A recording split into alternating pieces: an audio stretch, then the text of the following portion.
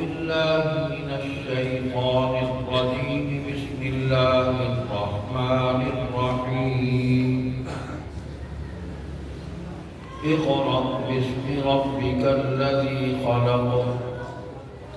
خلق الإنسان من علق.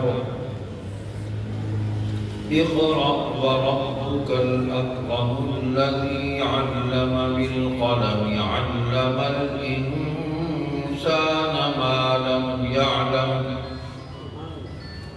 قال النبي صلى الله عليه وسلم: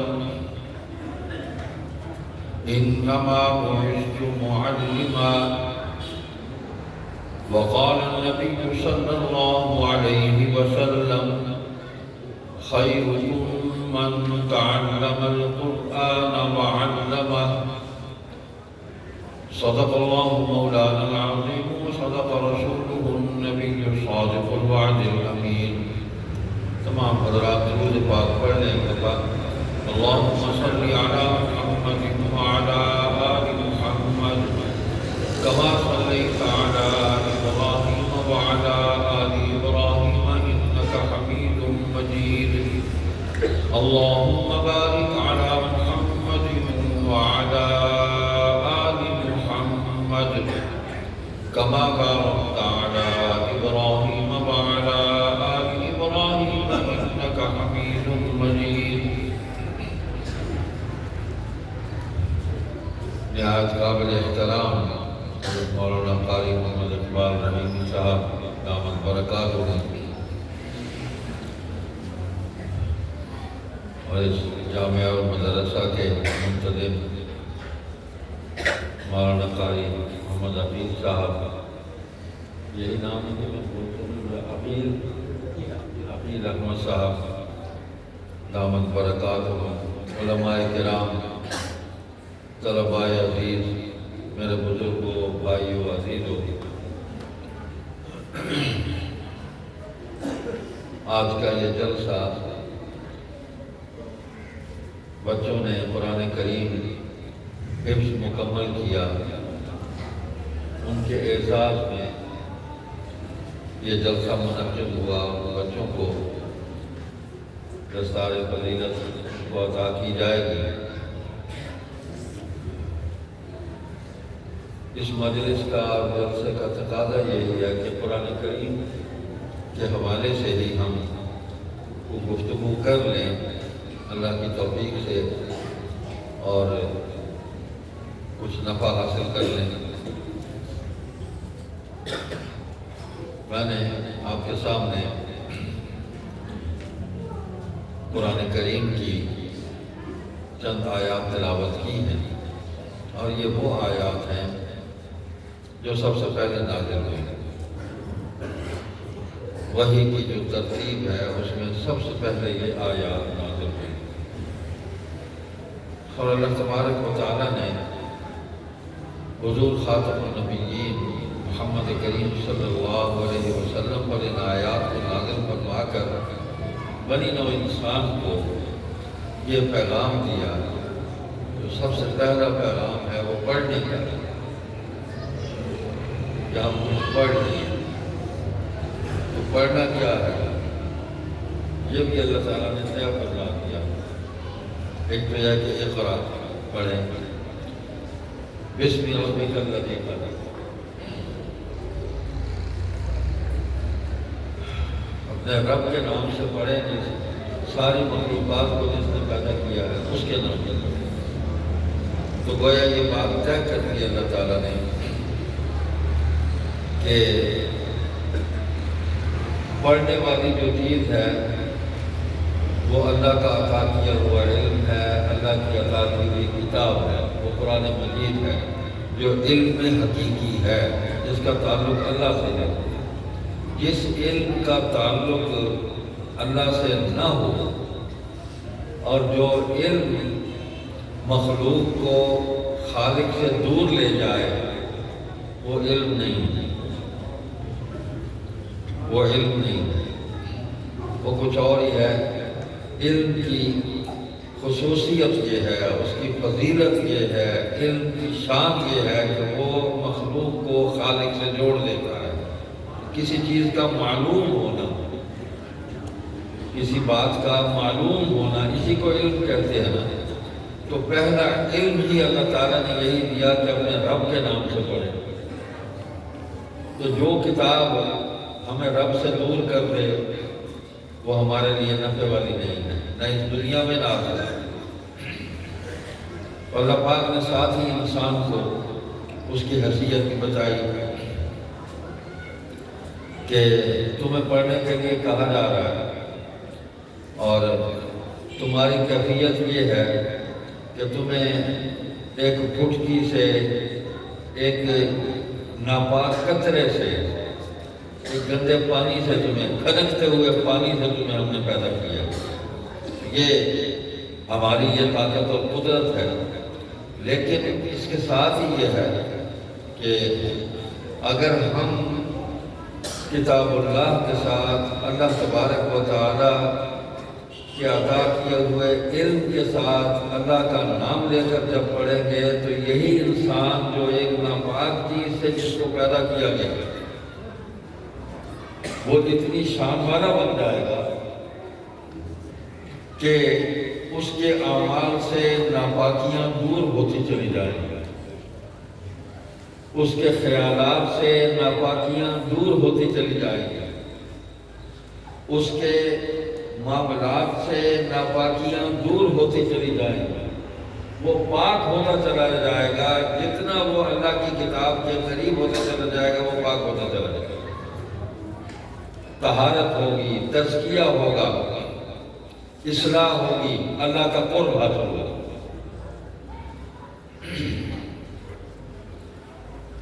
اللہ فرماتے ہیں علم الانسان ما لم یعلم، انسان کو وہ علم عطا فرمایا جو وہ نہیں جانتا تھا۔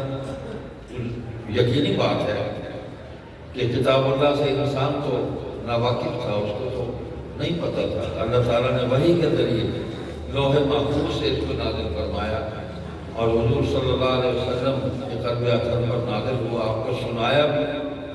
جبریل علیہ السلام یہ امانت لے کر حضور علیہ السلام کے پاس آئے، اور نبی علیہ السلام نے اس امانت کو پوری امت کے سپرد کر دیا کہ اب یہ اس کو پڑھنا، اس کو سمجھنا، اس میں غور و فکر کرنا، اس کے اندر جو حکم ہے، جو قوانین ہیں ان پر عمل کرنا، اور میرے بتائے ہوئے طریقے کے مطابق، اپنے طریقے سے نہیں، میرے بتائے ہوئے طریقے کے مطابق اس قرآن سے نفع اٹھاؤ گے تو نفع ملے گا، ورنہ نہیں ملے گا۔ تو اب یہ مخلوق کو پیش کر دیا، ایسا عظیم الشان ہدیہ ہے جو حضور صلی اللہ علیہ وسلم نے پیش فرمایا۔ تو حضور نے بھی تلاوت فرمائی، اللہ اکبر۔ ایک تو ہے منصب نبوت، اللہ پاک نے حضور علیہ السلام کو نبوت اور رسالت عطا فرمائی اور آخری نبی اور رسول بنایا، محمد رسول اللہ صلی اللہ علیہ وسلم، کہ محمد اللہ کے رسول ہے۔ قرآن میں یہی آیا والذین معہ اشداء علی الکفار، اور پھر آپ کے ساتھیوں کا بھی تعارف کرا دیا کہ آپ کے جو ساتھی ہیں وہ کافروں کے مقابلے میں بڑے شدید ہیں اور آپس میں بڑے ہی نرم دل ہیں، بڑی محبت کرنے والے ہیں۔ یہ تعارف بھی کرا دیا، ما کان محمد ابا احد من رجالکم ولکن رسول اللہ وخاتم النبیین، کہ محمد صلی اللہ علیہ وسلم تم مردوں میں سے کسی کے حقیقی والد نہیں ہیں لیکن اللہ کے رسول ہیں اور نبیوں کا سلسلہ ختم کرنے والے ہیں۔ یہ بھی تعارف ہو گیا، یہ مقام نبوت ہے۔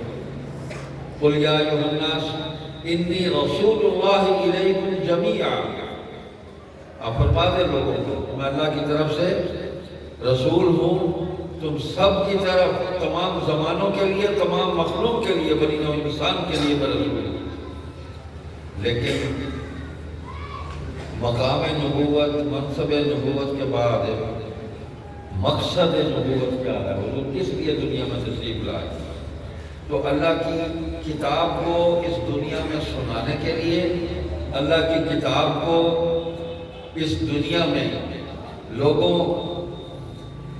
کے دلوں میں اتارنے کے لیے اور اسی کتاب کے ذریعے لوگوں کا تزکیہ کرنے کے لیے، اسی کتاب کے ذریعے لوگوں کی تعلیم اور تربیت کرنے کے لیے، اور اسی کتاب کے اندر جو قوانین ہیں ان کو نافذ کرنے کے لیے۔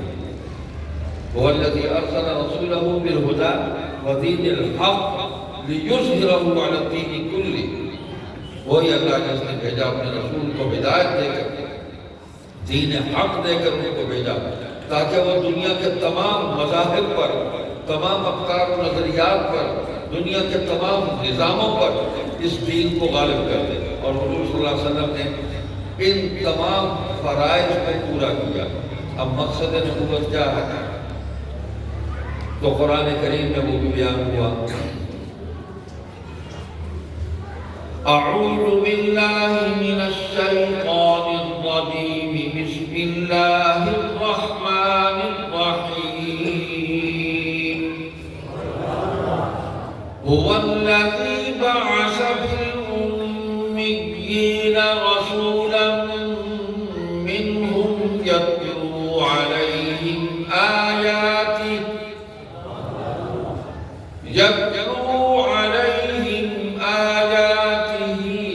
ويزكيهم ويعلمهم الكتاب والحكمة وإن كانوا من قبل لفي ضلال مبين۔ صدق اللہ العظیم۔ چار فرائض ہیں نبوت کے جو آیت کریمہ میں اللہ تعالیٰ نے بیان فرمائے۔ یہ نبوت کے مقاصد ہیں۔ حضور کس لیے دنیا میں آئے؟ حضور کو اللہ نے آخری نبی کیوں بنایا؟ حضور کیا کرنے اس دنیا میں تشریف لائے؟ اس آیت کریمہ میں اللہ تعالیٰ نے وہ فرائض بیان کیے ہیں کہ وہی اللہ جس نے امیین میں اپنے رسول کو بھیجا۔ امی کون ہے؟ حضور خود بھی رسول امی ہے، اور جن میں حضور تشریف لائے جو قوم سامنے تھی وہ بھی امی تھی۔ امی کا عام مطلب تو یہی ہے کہ وہ لوگ لکھنا پڑھنا نہیں جانتے تھے، نہ لکھتے تھے نہ کسی چیز لکھی ہوئی چیز کو پڑھ سکتے تھے۔ لیکن ایک نقطہ ہے، علماء کہتے ہیں کہ شخص بدلنے سے، محمل بدلنے سے، موقع بدلنے سے معنی بھی بدل جاتا ہے۔ اب حضور بھی امی ہے، جن میں تشریف لائے وہ بھی امی ہے، تو دونوں امی برابر نہیں ہو سکتے۔ ان میں تو جوہلا بھی ہیں، جوہلا بھی ہے، جاہل بھی ہے، لیکن حضور صلی اللہ علیہ وسلم کے پاس تو کامل ہے۔ حضور ایسے نبی ہیں۔ اللہ اکبر۔ مولانا ابوالکلام آزاد رحمۃ اللہ علیہ نے اس کا ترجمہ یوں کیا کہ حضور لکھتے پڑھتے نہیں تھے۔ ایک ہے کہ لکھنا پڑھنا جانتے نہیں تھے، ایک ہے لکھتے پڑھتے نہیں تھے۔ تو یہ قریب ترین ہے یہ بات۔ دیکھیں حضور کا وجود آ گیا تو حضور تو کسی سے کم نہیں۔ اللہ تعالیٰ نے، حضور خود فرماتے ہیں اوتیت علم الاولین والآخرین، کہ اللہ نے مجھے پہلوں کا اور آخرین کا سارا علم مجھے عطا کر دیا۔ علمت الاسماء کلھا کما علم آدم الاسماء کلھا، جس طرح آدم علیہ السلام کو ساری چیزوں کے نام بتا دیے، سارا علم دے دیا، مجھے بھی وہ سارا علم دیا۔ تو حضور علیہ السلام کے پاس آدم علیہ السلام والا بھی سارا علم تھا، اور آدم علیہ السلام سے لے کر حضور علیہ السلام کے زمانے تک تمام حالات، تمام انبیاء کے علوم تھے، اور حضور کے بعد اب قیامت تک جو کچھ ہونا ہے اور قیامت کے دن جو کچھ ہونا ہے اور اس دن کے مکمل ہونے کے بعد، فیصلوں کے بعد جو کچھ ہونا ہے، اللہ نے وہ سارا علم حضور کو عطا فرمایا۔ حضور نے سارے زمانے کی خبریں دی ہیں، پچھلے زمانوں کی، اپنے زمانے کی، قیامت تک آنے والے تمام زمانوں کی، قیامت کے دن کی بھی، قیامت کے بعد جو کچھ ہونا ہے، ساری خبریں حضور نے دی ہیں۔ تو حضور تو ایسے امی ہے کہ حضور اور عام لوگ برابر نہیں ہو سکتے۔ حضور کے پاس جو علم ہے وہ وحی کا علم ہے، وہ وحی کا علم ہے۔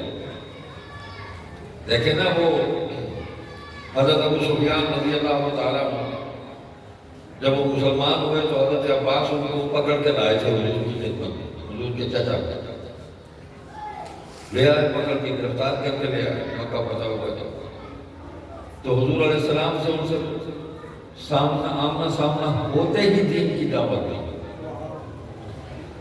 وہ کہنے لگے کہ آپ بہت اچھے ہیں، آپ کی ہر بات کی گواہی دیتے ہیں، لیکن یہ جو اللہ وحدہ لا شریک والی بات کرتے ہیں نا، لا الہ الا اللہ، یہ میری کھوپڑی میں نہیں آتا، سمجھ میں نہیں آتا کہ اس کو مانو جس کو میں نے دیکھا ہی نہیں۔ آپ کو تو دیکھا ہے، سچے ہیں، اخلاق والے ہیں، بڑی صفتوں والے ہیں۔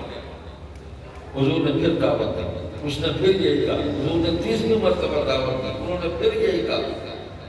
اس کے بعد حضور صلی اللہ علیہ وسلم نے فرمایا اچھا ایسا ہے، یہ بتا ابو سفیان، رات کو جب تو اپنی بیوی کے ساتھ بستر پر بیٹھا ہوا تھا اور تم دونوں گفتگو کر رہے تھے، تو نے اپنی بیوی ہند سے کیا پوچھا تھا، اس نے تجھے کیا جواب دیا تھا؟